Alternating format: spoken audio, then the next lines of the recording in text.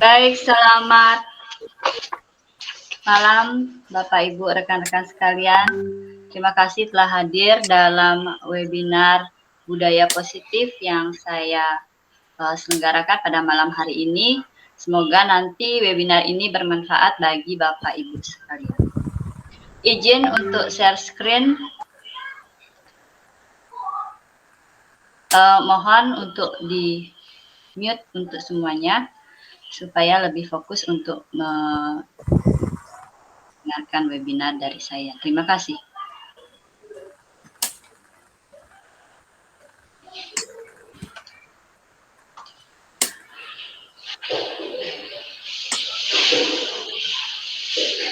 Baiklah, saya akan share PPT saya tentang budaya positif di lingkungan sekolah SD Negeri 2 Penati. Perkenalkan, nama saya Niputu Diahyeni Rahayu, calon guru penggerak Angkatan 7 Kota Denpasar SD Negeri 2 Penati. Bersama fasilitator Iketut Wirte dan pendamping praktek Miss Rini, saya akan mempresentasikan budaya positif di lingkungan sekolah SD Negeri 2 Penati. Adapun agenda pada hari ini adalah pembukaan, presentasi konsep, tanya jawab, dan refleksi. Sebelum kita melanjutkan ke presentasi konsep, mari kita menyanyikan lagu Indonesia Raya.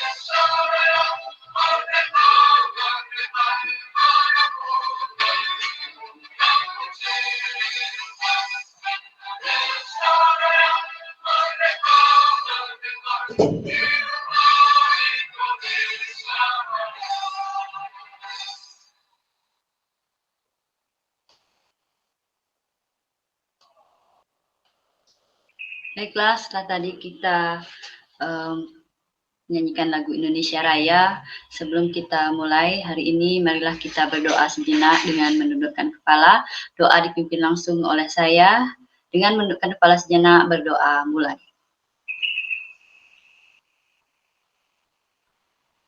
Berdoa selesai. Baiklah Bapak Ibu sekalian, dalam presentasi saya terhadap budaya positif di lingkungan SD Negeri 2 Penatih, adapun tujuan pembelajaran pada presentasi hari ini adalah guru dapat menghayati pentingnya budaya positif dan penerapannya untuk mempertebal karakter murid dalam mewujudkan profil pelajar Pancasila. Adapun eksplorasi konsep, yaitu yang pertama disiplin positif dan nilai-nilai kebajikan universal.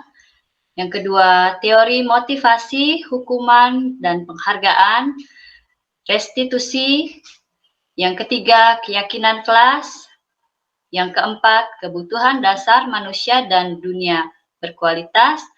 Yang kelima, restitusi 5 posisi kontrol. Yang selanjutnya, yang terakhir adalah segitiga restitusi. Adapun bagan disiplin positif, teori kontrol atau teori pilihan Dr. William Glasser, yang pertama di bagian ini adalah Anda tidak bisa mengontrol orang lain. Hanya Anda yang bisa mengontrol diri Anda sendiri. Lalu ada semua perilaku memiliki tujuan, model berpikir menang-menang, kolaborasi, dan konsensus menciptakan pilihan-pilihan baru. Realitas kebutuhan kita yang berbeda, kita berusaha memahami pandangan orang lain tentang dunia, dan setiap orang memiliki gambaran yang berbeda. Teori kontrol, Anda tidak bisa mengontrol orang lain, hanya Anda yang bisa mengontrol diri Anda sendiri. Memiliki makna disiplin, yaitu belajar kontrol diri dengan menggali potensi kita agar tercapai tujuan mulia, yaitu sesuatu yang menjadi seseorang yang kita inginkan berdasarkan nilai-nilai yang kita hargai. Teori kontrol, semua perilaku memiliki tujuan. Di sini terdapat teori motivasi. Ada motivasi ekstrinsik dan motivasi intrinsik. Motivasi ekstrinsik, yang pertama untuk menghindari hukuman, yang kedua untuk mendapatkan imbalan. Motivasi intrinsik, yaitu untuk menghargai diri sendiri, mempunyai nilai-nilai kebajikan universal. Selanjutnya, model berpikir menang-menang, kolaborasi, dan konsensus menciptakan pilihan-pilihan baru. Terdapat 5 posisi kontrol, yang pertama sebagai penghukum, yang kedua sebagai pembuat rasa bersalah, yang ketiga sebagai teman, yang keempat sebagai pemantau, dan kelima manajer. Di sini terdapat segitiga restitusi yang memiliki peran yang pertama menstabilkan identitas, yang kedua validasi kebutuhan, yang ketiga menanyakan keyakinan. Selanjutnya, teori kontrol atau teori pilihan realitas atau kebutuhan kita berbeda. Kita berusaha memahami pandangan orang lain tentang dunia.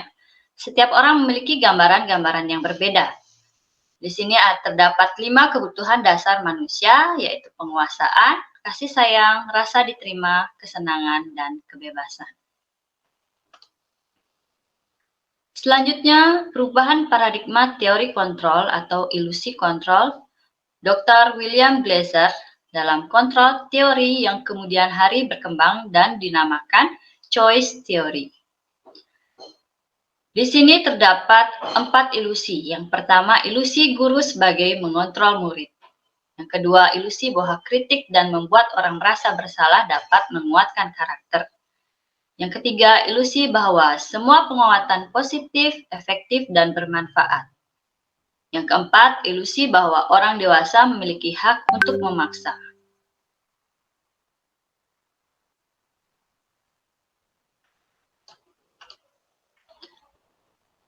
Selanjutnya, paradigma perubahan stimulus respon teori kontrol. Siapa sesungguhnya yang memiliki kontrol? Dalam bagian ini terdapat stimulus respon dan teori kontrol. Stimulus respon terdapat kita mencoba mengubah orang lain agar berpandangan sama dengan kita. Dalam teori kontrol, kita berusaha memahami pandangan orang lain tentang dunia. Perilaku buruk dilihat sebagai suatu kesalahan. Tetapi pada teori kontrol, semua perilaku memiliki tujuan. Pada stimulus respon, orang lain bisa mengontrol saya. Tetapi pada teori kontrol, hanya Anda yang bisa mengontrol diri Anda sendiri. Pada stimulus respon, saya bisa mengontrol orang lain. Tetapi pada teori kontrol, Anda tidak bisa mengontrol orang lain. Selanjutnya, pada stimulus respon, pemaksaan ada pada saat bujukan gagal. Pada teori kontrol, kolaborasi dan konsensus menciptakan pilihan-pilihan baru. Pada stimulus respon, model berpikir menang atau kalah. Tetapi pada teori kontrol, model berpikir adalah menang dan menang.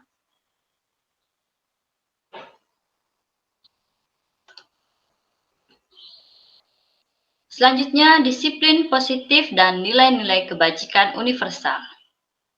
Bapak Pendidikan kita, Ki Hajar Dewantara, menyatakan bahwa di mana ada kemerdekaan, disitulah harus ada disiplin yang kuat.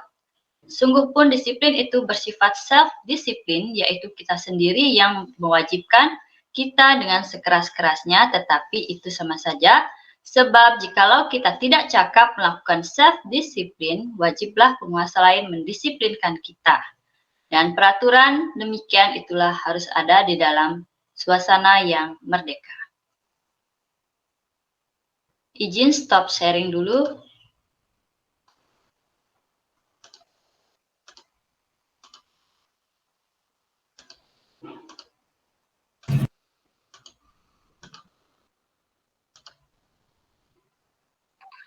Baik, saya akan ulang share screen untuk melanjutkan presentasi saya.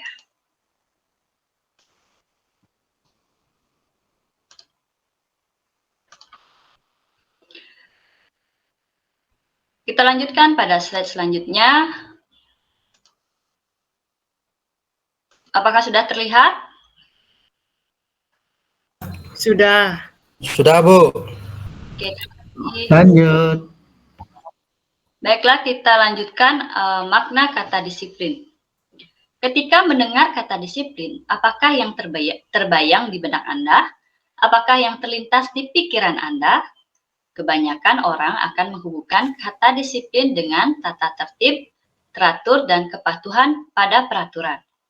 Kata disiplin juga sering dihubungkan dengan hukuman, padahal itu sungguh berbeda. Karena belajar tentang disiplin positif tidak harus dengan memberikan hukuman. Justru itu adalah salah satu alternatif terakhir dan bila perlu tidak digunakan sama sekali. Dalam budaya kita, makna kata disiplin dimaknai menjadi sesuatu yang dilakukan seseorang pada orang lain untuk mendapatkan kepatuhan. Kita cenderung menghubungkan kata disiplin dengan ketidaknyamanan. Sebagai pendidik, tujuan kita adalah menciptakan anak-anak yang memiliki disiplin diri sehingga mereka bisa berperilaku dengan mengacu pada nilai-nilai kebajikan universal dan memiliki motivasi intrinsik bukan ekstrinsik. Nah, di sini bisa dilihat pada gambar pelajar Pancasila atau profil pelajar Pancasila. Beberapa institusi atau organisasi pendidikan telah memiliki nilai-nilai kebajikan yang diyakini dan disepakati bersama. Salah satunya adalah nilai-nilai kebajikan yang ingin dicapai oleh setiap anak Indonesia, yang kita kenal dengan profil pelajar Pancasila, yaitu beriman, bertakwa kepada Tuhan Yang Maha Esa, dan berakhlak mulia. Mandiri, bernalar kritis, berkebinekaan global, bergotong royong, dan kreatif.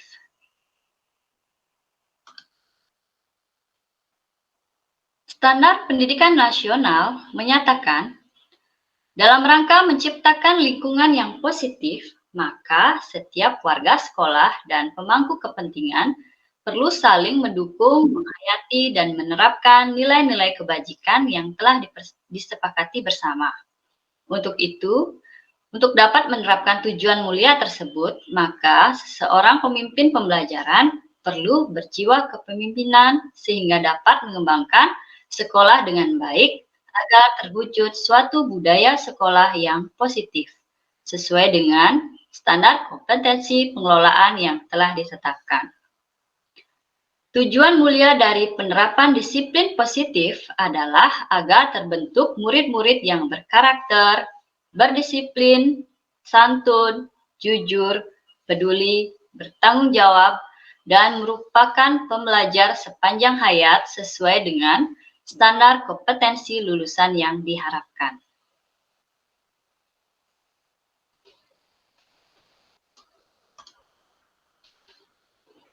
Motivasi perilaku manusia.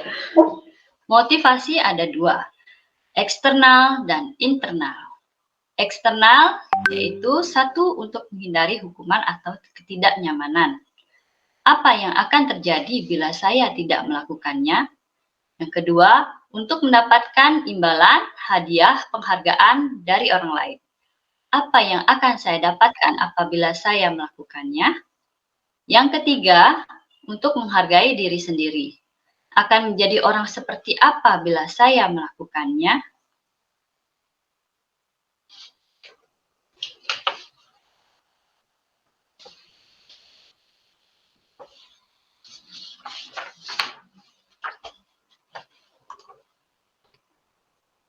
Motivasi internal yang kita bahas adalah untuk menghargai diri sendiri. Akan menjadi orang yang seperti apa bila saya melakukannya? Tujuan dari disiplin positif adalah menanamkan motivasi yang ketiga kepada murid-murid kita, yaitu untuk menjadi orang yang mereka inginkan dan menghargai diri sendiri dengan nilai-nilai yang mereka percaya. Ketika murid-murid kita memiliki motivasi tersebut, mereka telah memiliki motivasi intrinsik yang berdampak jangka panjang. Motivasi yang tidak akan terpengaruh pada adanya hukuman atau hadiah. Marilah kita tanyakan ke diri kita sendiri, bagaimana kita berperilaku? Mengapa kita melakukan segala sesuatu? Apakah kita melakukan sesuatu karena adanya dorongan dari lingkungan atau dorongan dari yang lain? Terkadang kita melakukan sesuatu karena kita menghindari rasa sakit atau ketidaknyamanan. Terkadang kita juga melakukan sesuatu untuk mendapatkan apa yang kita mau. Bagaimana menurut Anda? Apakah Anda melakukan sesuatu untuk mendapatkan senyuman dari orang lain? Untuk mendapatkan hadiah? Atau untuk mendapatkan uang? Apalagi kira-kira alasan orang untuk melakukan sesuatu. Kita lanjut pada keyakinan kelas. Kenapa harus keyakinan kelas? Kenapa tidak peraturan kelas?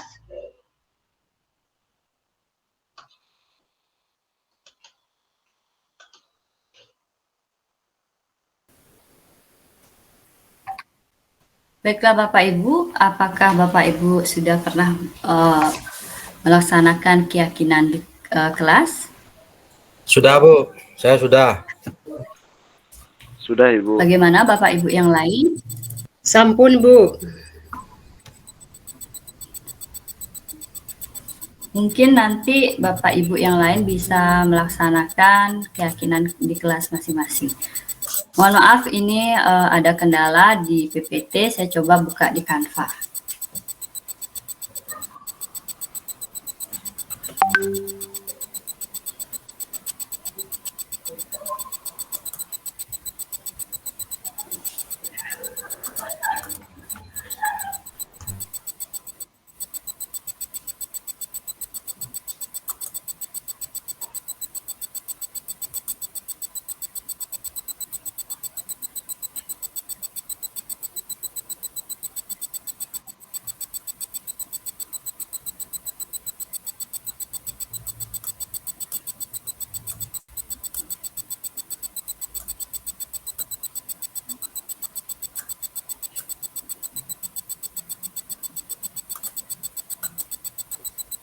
Baik, Bapak Ibu, apakah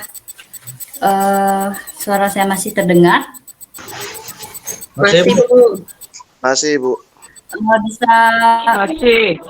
mencontohkan mungkin dari Bapak Komang Sukayase, keyakinan kelas apa saja yang pernah dibuat, atau dari Ibu Niwayan Sri Sukanadi, Siap bisa Bu. di-share bersama. Silakan Bu Wayan. Saya share di sini apa cuma keluarkan pendapat saja? Bisa Ibu? Pendapat aja. Pendapat aja ya. Share pendapat saja. Sambil saya menunggu presentasi saya di Canva. Oke. Kalau saya izin mengungkapkan pendapat nih. Kalau saya pribadi di kelas 6 saya membuat keyakinan kelas, contohnya adalah satu, membuang sampah di tempatnya. Kemudian tidak boleh terlambat datang ke sekolah. Itu yang kedua. Yang ketiga, mengerjakan tugas tepat waktu. Seperti itu Ibu Dia. Beberapa contoh yang saya lakukan di kelas 6, di kelas saya. Terima kasih. Baik, terima kasih Bu Wayan. Kalau dari Bapak Komang Sukiyase, mungkin bisa share sedikit di sini sebagai pengetahuan bagi teman-teman semuanya. Ya, selamat malam semua. Izin untuk Bu Dia, terima kasih atas waktunya. Di sini Tiang biasanya melakukan hasil nyata itu seperti yang kita lakukan, yaitu seperti komitmen siswa itu seperti apa. Jadi setiap siswa masuk ke sekolah, dia harus ingat komitmen dia di sekolah itu seperti apa. Dan yang kedua, saya juga membuat keyakinan kelas seperti tanggung jawab dalam hal kewajiban siswa seperti apa, tanggung jawabnya untuk kelas itu seperti apa, dan tanggung jawab dia sendiri seperti apa. Dan yang ketiga, saling menghargai dalam artian tidak ada istilahnya bullying di kelas. Itu saya jadikan keyakinan kelas, dan jujur dan peduli atas sesama. Sekian Ibu Dia, terima kasih atas waktunya. Baik, terima kasih atas share-nya. Mungkin dari Bapak Iwayan Suwartawan bisa berbagi di sini tentang keyakinan kelas yang sudah dibuat, atau Bapak Kadek Slamet mungkin bisa share sedikit pengalamannya. Baik Bu, mohon izin untuk memberikan sedikit pengalaman. Berdasarkan, mohon izin kameranya saya offline karena terkendala sinyal di kampung ini masalahnya. Oke, terima kasih Bapak. Untuk kesepakatan kelas yang sudah Tiang buat itu ada beberapa, barangkali kita begitu masuk kita sepakati bersama-sama, di mana dalam kesepakatan kelas ini setiap siswa memiliki rasa tidak ada terpaksa begitu Ibu. Jadi ada beberapa kesepakatan, barangkali yang kalau Tiang di kelas ada tidak membuang sampah sembarangan, terus begitu anak-anak keluar dari pas jam istirahat, pas pulang dia mengambil sampah untuk keluar gitu. Kemudian ada beberapa lagi kesepakatan yang sudah Tiang buat, bukan Tiang sih buat, kita buat bersama-sama bersama dengan anak-anak, itu tidak boleh mengganggu, tidak boleh menghina orang tua gitu Ibu. Jadi tidak boleh, kan biasanya anak-anak suka sekali ngejek-ngejek orang tua gitu. Begitu kita buat kesepakatan kelas, jadi anak-anak memiliki kesepakatan untuk tidak saling mengejek. Dan ada beberapa kesepakatan kelas lainnya, misalnya saat ulangan mereka tidak saling mencontek, begitu Ibu, kurang lebih kira-kira. Terima kasih Ibu atas waktunya. Baik, terima kasih atas share bersama tentang keyakinan kelas. Mungkin nanti bisa menjadi gagasan bagi Bapak Ibu yang lainnya. Siapa tahu nanti membuat keyakinan kelas agar siswanya lebih yakin di kelas dengan adanya keyakinan kelas. Jadi antara siswa, guru bisa menerapkan budaya positif di sekolah. Baiklah, saya akan coba untuk share screen.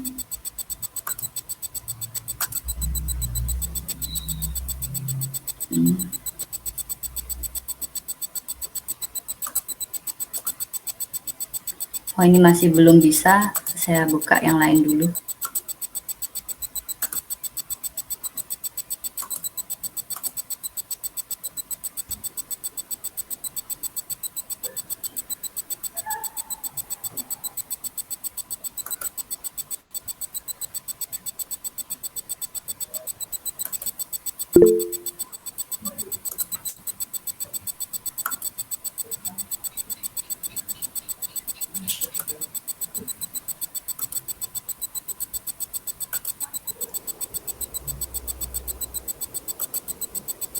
Maafkan karena ada kendala di sinyal, jadi agak susah untuk membuka PPT maupun Canva yang saya buat.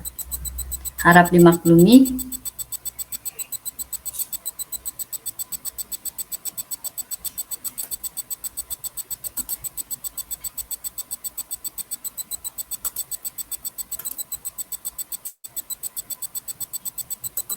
Apakah sudah terlihat, nggih? Sudah. Sampai Bu Dia. Sudah Bu.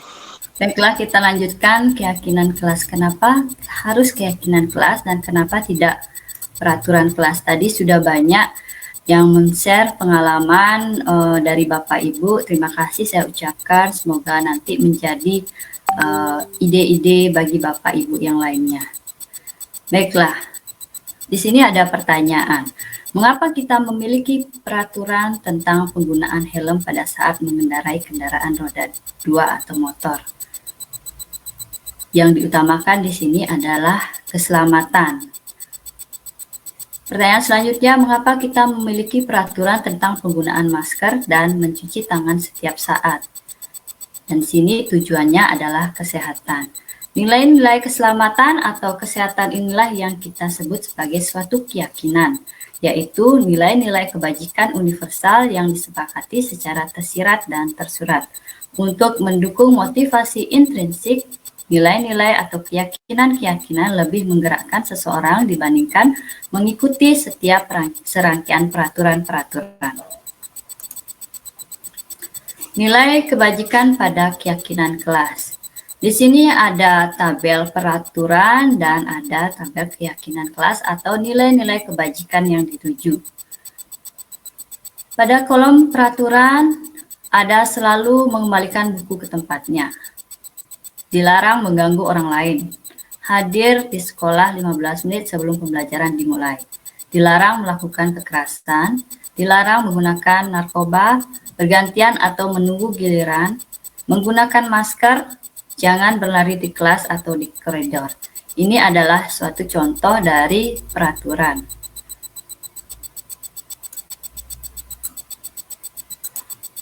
Nah, di sini kita akan menyatakan keyakinan kelas atau nilai-nilai kebajikan yang dituju.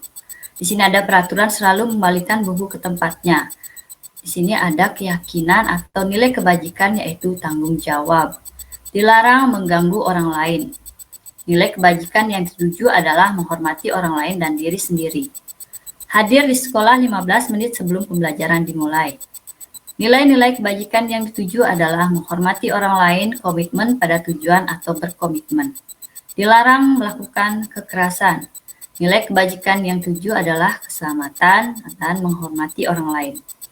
Peraturan dilarang menggunakan narkoba. Di sini jelas. Keyakinan kelas atau nilai kebajikan yang dituju adalah kesehatan diri sendiri. Bergantian atau menunggu giliran. Keyakinan kelas atau nilai kebajikan yang dituju adalah menghormati orang lain, kesabaran, menggunakan masker juga mempunyai nilai kebajikan yaitu kesehatan dan keselamatan. Peraturan jangan berlari di kelas atau koridor memiliki keyakinan kelas keselamatan dan keamanan. Tahapan pembentukan keyakinan kelas. Yang pertama, mempersilahkan warga sekolah atau murid di kelas untuk bercurah pendapat tentang peraturan yang perlu disepakati di sekolah atau di kelas. Mencatat semua masukan dari seluruh murid atau warga sekolah di papan atau kertas besar, di mana semua anggota kelas atau warga sekolah bisa melihat hasil curah pendapat. Susunlah keyakinan sesuai dengan prosedur pembentukan keyakinan kelas. Gantilah kalimat-kalimat yang bentuk negatif menjadi positif. Di sini saya melakukan tahapan pembentukan keyakinan kelas. Karena di sini bentuknya PDF, jadi tidak bisa share videonya. Selanjutnya, tahapan pembentukan keyakinan kelas, tinjau kembali daftar surat pendapat yang sudah dicatat. Anda mungkin akan mendapati bahwa pertanyaan yang tertulis di sana masih banyak berupa peraturan-peraturan. Selanjutnya, kita ajak murid-murid untuk menemukan nilai kewajiban atau keyakinan yang menjadi inti dari peraturan tersebut. Sebaiknya keyakinan kelas tidak terlalu banyak, bisa berkisar antara 3 sampai 7 prinsip atau keyakinan. Setelah membuat keyakinan kelas, maka semua warga kelas dipersilahkan meninjau ulang dan menyetujui dengan menandatanganinya. Keyakinan kelas selanjutnya bisa dilekatkan di dinding kelas di tempat yang mudah dilihat oleh warga kelas. Bagaimana jika ada pelanggaran di dalam menjalankan keyakinan kelas? Di sini ada hukuman, sanksi atau konsekuensi, dan restitusi. Di mana letak perbedaan hukuman, sanksi, dan restitusi? Hukuman bersifat tidak terencana atau tiba-tiba. Hukuman bersifat satu arah dari pihak guru yang memberikan dan murid hanya menerima suatu hukuman tanpa melalui suatu kesepakatan. Disiplin dalam bentuk konsekuensi adalah sudah terencana atau disepakati, sudah dibahas dan disetujui oleh murid dan guru. Dan restitusi adalah proses menciptakan kondisi bagi murid untuk memperbaiki kesalahan yang mereka perbuat. Di sini ada bagan, hukuman, sanksi, konsekuensi, dan restitusi. Identitas gagal dan identitas sukses. Identitas gagal yaitu hukuman, disiplin, identitas sukses, disiplin, konsekuensi, dan restitusi. Hukuman sesuatu yang menyakitkan harus terjadi, sedangkan konsekuensi sesuatu harus terjadi. Sedangkan restitusi merupakan sebuah pilihan. Hukuman tidak nyaman untuk murid untuk jangka waktu panjang. Konsekuensi tidak nyaman untuk murid untuk jangka waktu pendek. Dan restitusi menguatkan murid atau anak dalam jangka waktu yang panjang. Korban mendapatkan keadilan. Dalam konsekuensi, korban bisa diabaikan. Dalam restitusi, korban mendapatkan ganti. Dalam hukuman, murid akan tersakiti. Dalam konsekuensi, murid tidak dibuat tidak nyaman. Dalam restitusi, murid atau anak mendapatkan penguatan. Ada perilaku pasif agresif yang meningkat. Dalam sanksi atau konsekuensi, penguatan hanya bertahan dalam waktu yang pendek. Dan restitusi, masalah bisa terpecahkan. Dalam sistem hukuman, sistem tidak akan berjalan bila murid tidak takut. Dalam konsekuensi, memerlukan monitoring dan supervisi terus-menerus dari guru. Dan dalam restitusi, murid belajar bertanggung jawab untuk perilakunya. Pada hukuman berlaku hanya pada sebuah institusi, tidak berlanjut di kehidupan nyata. Dalam konsekuensi, membantu penerapan mengikuti peraturan dalam masyarakat. Dalam restitusi, fokus pada pemecahan masalah dalam jangka waktu yang panjang. Pada hukuman, peraturan adalah kamu harus. Dalam sanksi atau konsekuensi, apa peraturannya? Mampukah kamu melakukannya? Terima kasih. Dalam restitusi, apa yang kamu yakini? Apa yang bisa kamu lakukan untuk memperbaiki masalah ini? Pada hukuman, murid akan membenci peraturan. Pada sanksi atau konsekuensi, murid akan menghormati peraturan. Dan pada restitusi, murid akan menghormati dirinya dan orang lain. Nah, selanjutnya, di sini ada negatif, netral, dan positif. Dalam kolom negatif, netral, dan positif, itu adalah, awas kalau dilakukan lagi ya, nanti awas kamu. Itu adalah bahasa yang negatif. Dalam sanksi atau konsekuensi, lakukan apa yang saya katakan. Dalam restitusi, apakah hal ini yang sesungguhnya ingin kamu lakukan? Dalam hukuman terdapat mode paksaan. Dalam sanksi atau konsekuensi ada stimulus respon, dan pada restitusi terdapat teori kontrol. Dalam hukuman mendorong menjalahkan diri. Dalam sanksi atau konsekuensi mendorong kepatuhan, dan dalam restitusi mendorong disiplin positif.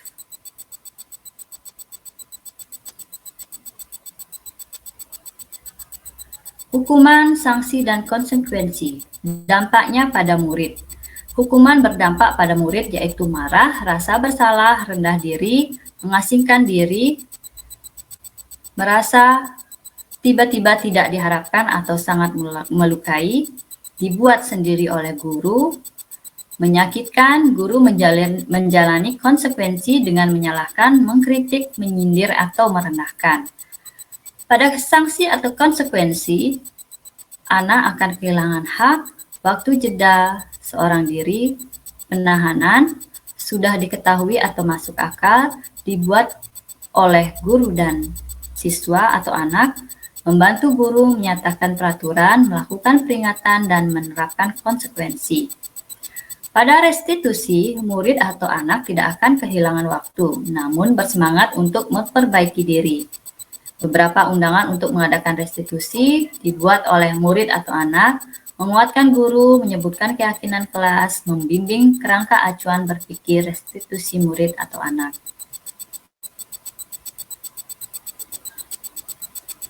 Selanjutnya, pada kolom ini terdapat beberapa contoh hukuman atau konsekuensi dari tindakan guru.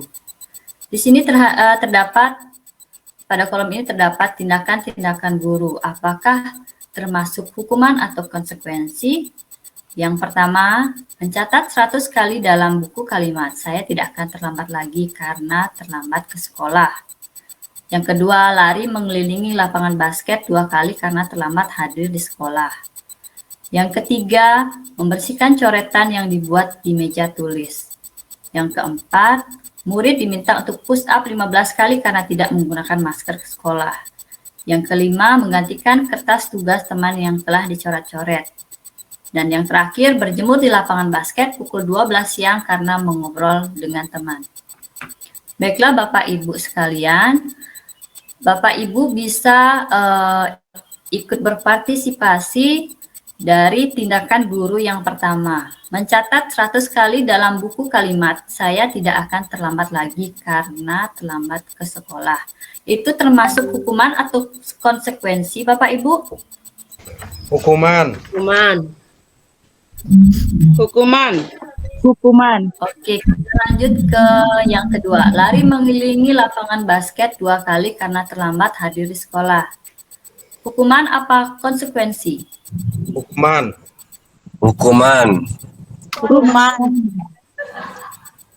Baik, kita lanjut saja. Nah, seperti ini Bapak Ibu. Dari tindakan-tindakan guru yang pertama, mencatat 100 kali dalam buku kalimat. Saya tidak akan terlambat lagi karena terlambat ke sekolah. Itu termasuk hukuman. Lari mengelilingi lapangan basket 2 kali karena terlambat hadir di sekolah juga termasuk hukuman. Membersihkan coretan yang dibuat di meja tulis itu termasuk konsekuensi. Murid diminta untuk push up 15 kali karena tidak menggunakan masker itu termasuk hukuman. Mengganti kertas tugas teman yang telah dicoret-coret itu konsekuensi. Berjemur di lapangan basket pukul 12 siang karena mengobrol dengan teman itu termasuk hukuman.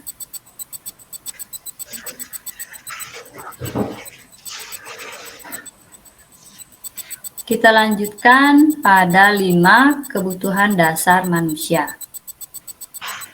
5 kebutuhan dasar manusia adalah yang pertama, kebutuhan dasar manusia itu adalah bertahan hidup. Yang kedua, kasih sayang dan rasa diterima. Yang ketiga, kekuasaan. Keempat, kebebasan. Dan yang terakhir, kesenangan. Ini merupakan 5 kebutuhan dasar manusia.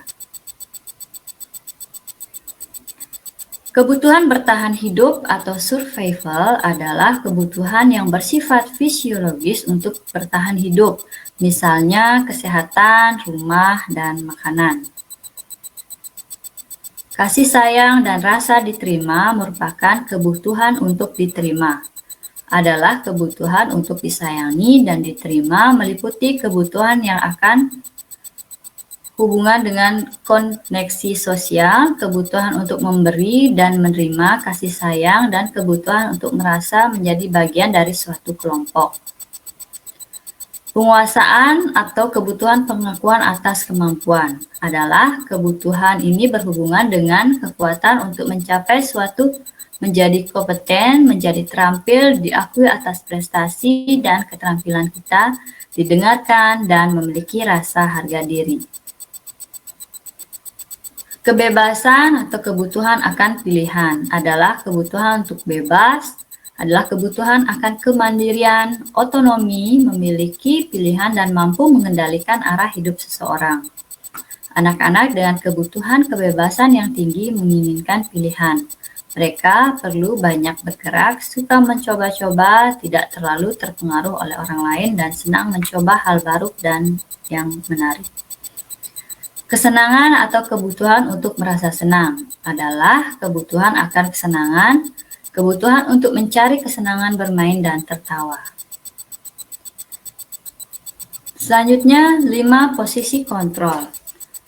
5 posisi kontrol tersebut adalah yang pertama sebagai penghukum, yang kedua pembuat merasa bersalah, ketiga sebagai teman, yang keempat pemantau, dan yang terakhir manajer. Sebagai penghukum, bisa kita lihat di sini sebagai penghukum, di sini dipaparkan patuhi aturan saya atau awas. Kamu selalu saja salah.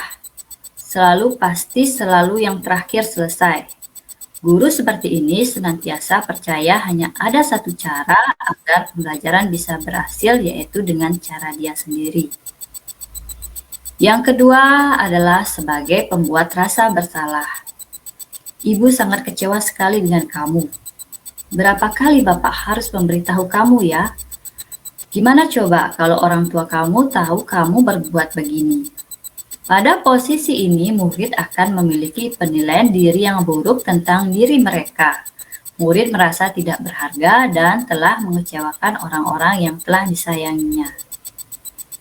Selanjutnya, posisi sebagai teman. Ayo, bantu. Lah demi Bapak ya. Ayo ingat, tidak bantuan Bapak selama ini. Ya sudah, kali ini tidak apa-apa, nanti Ibu bantu bereskan. Guru di posisi teman menggunakan hubungan baik dan humor untuk mempengaruhi seseorang. Murid akan tergantung pada guru tersebut dan hanya akan bertindak untuk guru tertentu dan tidak untuk guru yang lainnya. Selanjutnya sebagai posisi pemantau. Peraturan apa yang telah kamu lakukan? Sanksi atau konsekuensinya apa?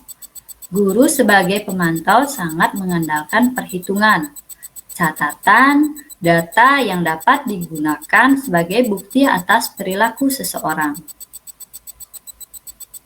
Dan yang terakhir adalah posisi sebagai manajer.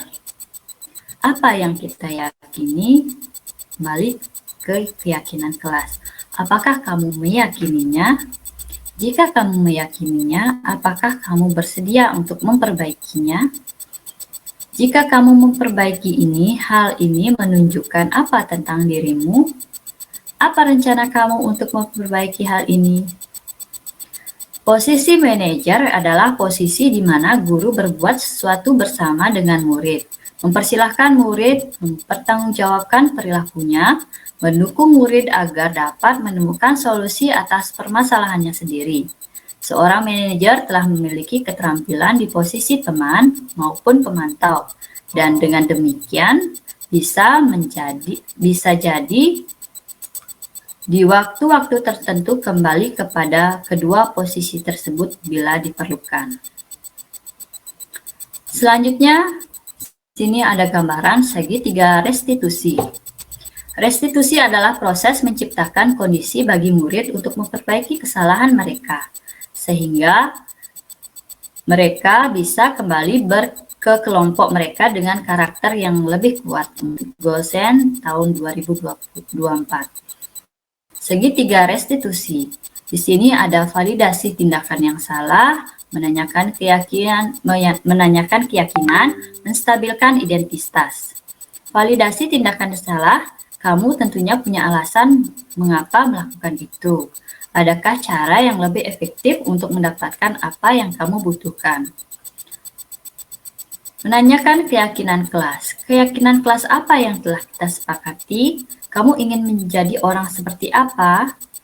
Menstabilkan identitas. Setiap orang pasti pernah melakukan kesalahan.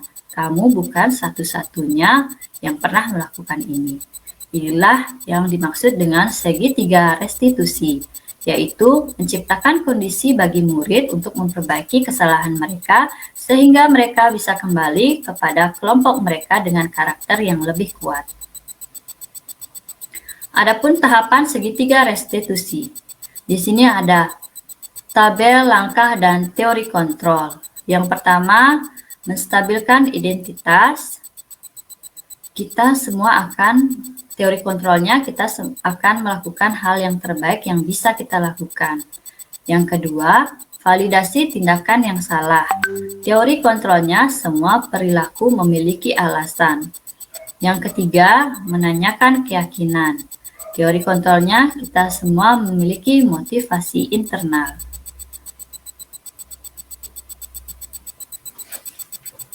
Adapun ciri-ciri restitusi. Yang pertama, bukan untuk menebus kesalahan, namun untuk belajar dari kesalahan. Yang kedua, untuk memperbaiki hubungan. Yang ketiga, tawaran, bukan paksaan. Yang keempat, restitusi menuntun untuk melihat ke dalam diri siswa. Selanjutnya, restitusi mencari kebutuhan dasar yang mendasari tindakan. Selanjutnya, restitusi diri adalah cara yang paling baik untuk memperbaiki diri. Selanjutnya, restitusi fokus pada karakter, bukan pada tindakan. Restitusi berfokus pada solusi.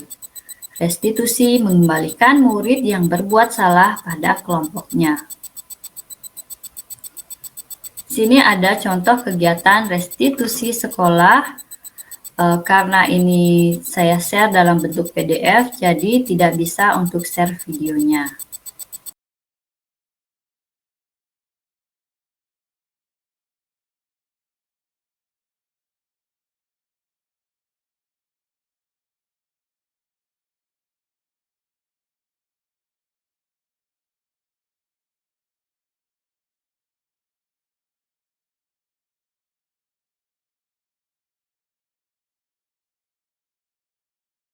Selamat siang, Rama. Selamat siang, Guru.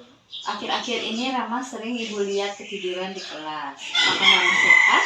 Sehat, Guru. Kenapa Rama sering tertidur di kelas saat pelajaran olahraga di kelas? Maaf, saya Bu Guru. Saya tidak suka pembelajaran olahraga di kelas. Apakah pembelajaran olahraga di kelas itu membosankan?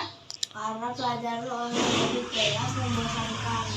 Saya lebih suka pelajaran olahraga dilakukan di lapangan saja. Kalau begitu, kamu bukan satu-satunya yang berpendapat demikian, karena banyak juga siswa-siswa yang lainnya mengutarakan pendapat yang demikian. Akan tetapi, ada beberapa materi yang harus diberikan di kelas. Apakah kamu bersedia untuk mengikuti pelajaran olahraga di kelas maupun di luar kelas?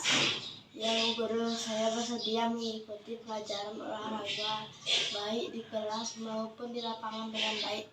Baiklah, terima kasih Rama. Sekarang Rama boleh kembali ke kelas. Terima kasih ya. Terima kasih juga, Bu Guru.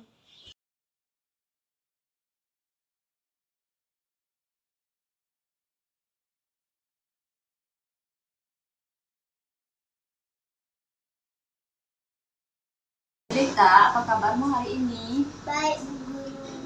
Kenapa Ibu sering lihat Rita tidak mengikuti pelajaran olahraga? Saya bersalah, Bu Guru. Saya sering tidak ikut pelajaran olahraga karena takut, Bu Guru. Kenapa Jelita takut mengikuti pelajaran olahraga? Saya takut gerakan senam lantai, takut kepala saya terbentur, Bu Guru.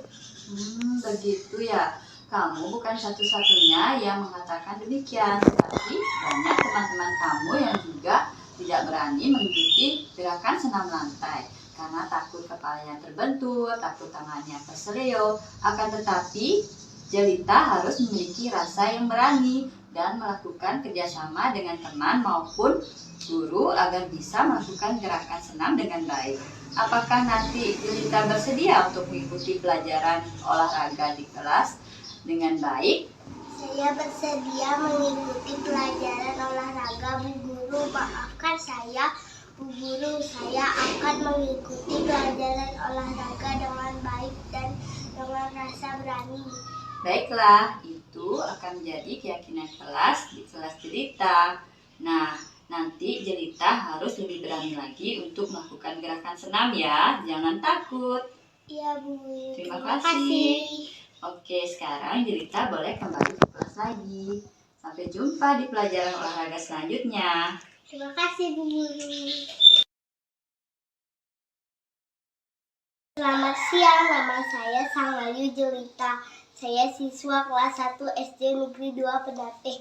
Saya ucapkan terima kasih kepada Ibu Guru Diah karena sudah memberikan solusi dari masalah yang saya hadapi. Terima kasih Bu Guru Diah. Demikianlah tadi pemaparan saya tentang budaya positif di lingkungan sekolah SD Negeri 2 Penati. Selanjutnya saya akan mengadakan refleksi dari materi yang saya paparkan, yang mana yang paling menarik perhatian Bapak Ibu. Apakah ada hal-hal baru yang Bapak Ibu dapatkan dari sesi webinar ini? Marilah kita sama-sama untuk sharing. Baiklah, saya akan tutup stop sharingnya. Bagaimana Bapak Ibu dari pemaparan budaya positif yang sudah saya paparkan tadi dari Bapak Ibu, apakah mungkin ada masukan? Mungkin dari Pak Wayan Suartawan ada masukan untuk budaya positif atau bisa share budaya positif yang sudah dilaksanakan di sekolah Bapak Wayan Suartawan? Ya, terima kasih Bu Diah Yeni. Saya sangat tertarik sekali dengan pemaparan materi Bu Diah tadi yang sudah disampaikan, yang begitu sangat jelas gitu ya. Karena jujur kalau saya belum melaksanakan keyakinan kelas, masih menerapkan yang namanya peraturan kelas gitu. Mohon maaf agak berisik ya Bu. Masih menerapkan peraturan kelas. Memang benar seperti yang Bu Diah sampaikan, kalau peraturan kelas itu dan jika anak itu melakukan kesalahan atau melanggar peraturan, masih sering juga saya lakukan, yaitu berupa hukuman. Anak-anak misalnya menulis di buku, dan itu pun juga hanya bersifat sementara, dan siswa itu merasa dia melakukan itu jika ada peraturan, ya, tidak ada dari dirinya sendiri untuk melakukan yang lebih baik lagi. Nah, saya sangat tertarik sekali dengan pemaparan Bu Diah terkait dengan materinya itu. Mungkin nanti saya akan terapkan di sekolah saya terkait dengan keyakinan kelas gitu ya, dengan menggunakan segitiga restitusi gitu ya Bu Diah ya. Terima kasih untuk pemaparan materinya. Baik, terima kasih Pak Wayan Suartawan atas sharingnya. Mungkin dari Bapak Ibu yang lain, mungkin dari Bapak Kadek Junis Sastrawan bisa berbagi di sini budaya positif yang sudah dilakukan di sekolahnya. Atau mungkin dari terima kasih Ibu Rara. Silakan Pak Kadek Slamet yang sudah raise hand, bisa langsung saja Bapak Kadek Slamet untuk sharingnya. Terima kasih Ibu. Mohon maaf sini yang masih dalam offline karena sinyalnya nih. Untuk pemaparannya bagus sekali Ibu. Saya sangat menarik sekali karena selama ini yang lakukan juga hampir sama dengan Pak Wayan Suartawan. Itu kadang-kadang kalau murid merasa bersalah atau melakukan kesalahan, saya sering kadang-kadang melakukan hukuman. Kemudian kadang juga saya membuat gimana anak itu merasa bersalah terhadap dirinya, begitu Ibu. Nah, begitu setelah dipaparkan tadi, ini sangat menarik sekali.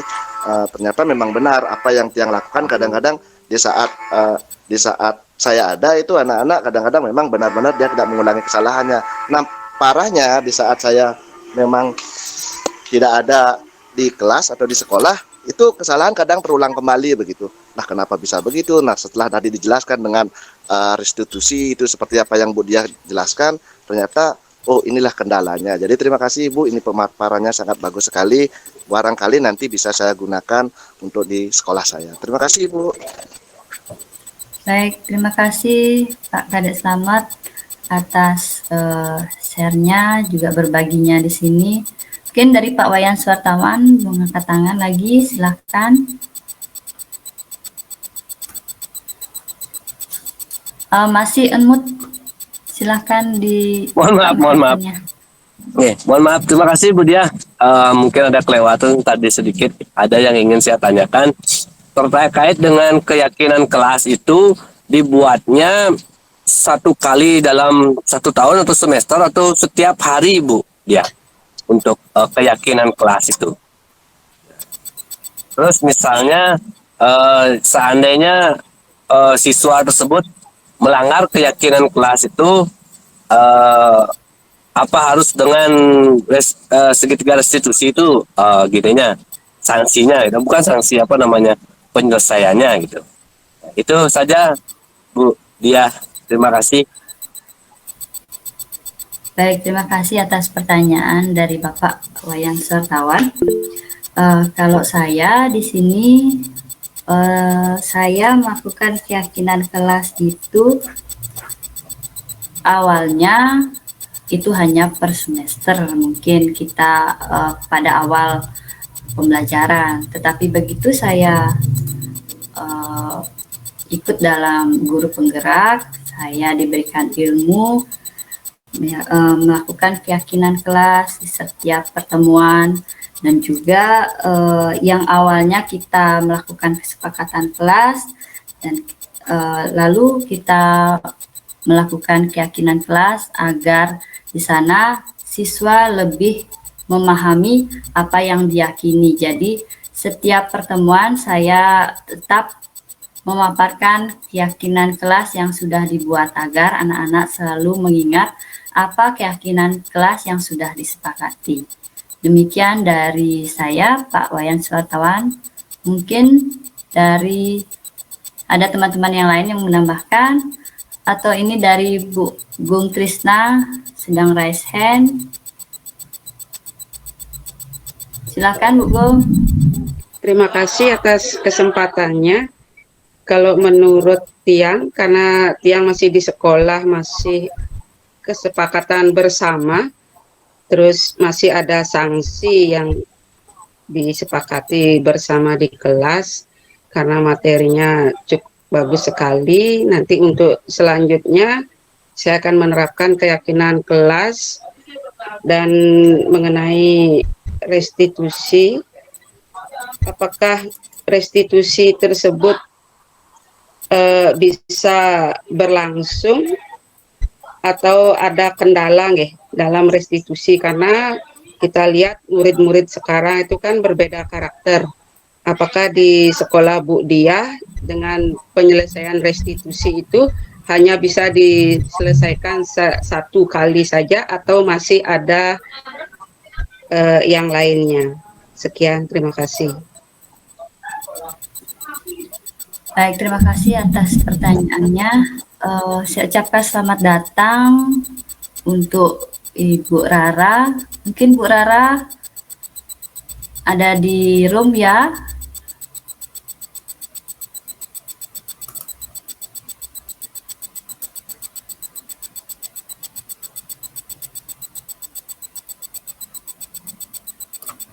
Apakah Bu Rara bisa, Bu Nurul bisa berbagi? Kebetulan Bu Nurul adalah teman saya yang dari Lombok yang selalu memotivasi saya untuk mengikuti kegiatan ini.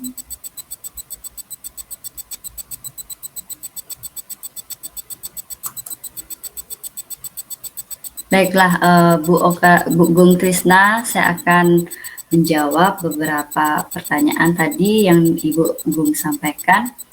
Dari penyelesaian masalah yang terbaik adalah memang menggunakan segitiga restitusi, di mana kita sebagai seorang guru menanyakan keyakinan terhadap siswa tersebut. Apakah penyelesaiannya tidak dengan memberikan hukuman, tapi memberikan keyakinan bahwa itu semua bisa diperbaiki. Demikian Bu Gung Trisna. Mengingat waktu sudah menunjukkan pukul 20.07. Mungkin webinar hari ini akan saya tutup. Terima kasih atas partisipasinya dalam kegiatan saya, yaitu webinar budaya positif yang saya lakukan di lingkungan SD Negeri 2 Penatih. Baiklah, teman-teman, Bapak Ibu sekalian, karena tadi kita awali webinar ini dengan berdoa, marilah kita akhiri dengan berdoa juga. Dengan mendudukkan kepala sejenak, marilah kita berdoa bersama. Berdoa mulai. Berdoa selesai. Terima kasih saya ucapkan kepada Bapak Ibu sekalian karena sudah berpartisipasi dalam webinar yang saya selenggarakan pada malam hari ini. Saya ucapkan banyak terima kasih. Semoga webinar yang saya laksanakan ini dapat menginspirasi Bapak Ibu, dapat saling berbagi dalam kegiatan di sekolah maupun kegiatan-kegiatan yang lainnya. Terima kasih saya ucapkan Om Santi Santi Santi Om. Terima kasih Bapak Ibu sudah berpartisipasi. Terima kasih Bu Dia, sukses selalu. Terima kasih Bu Dia. Demikianlah webinar penerapan budaya positif di lingkungan sekolah SD Negeri 2 Penatih. Semoga bermanfaat dan menjadi inspirasi bagi kita semua. Salam guru penggerak, salam merdeka belajar. Tergerak, bergerak, menggerakkan. Sekian dan terima kasih.